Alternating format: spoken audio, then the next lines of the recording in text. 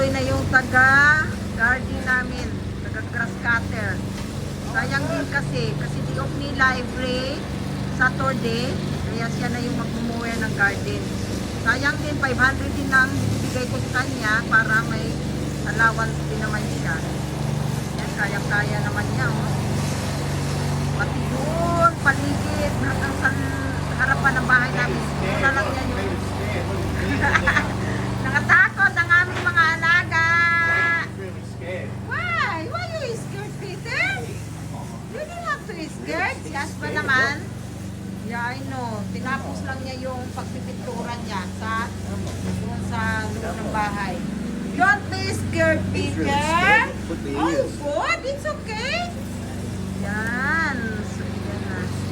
Meron na tayong sariling taga-grass cutter.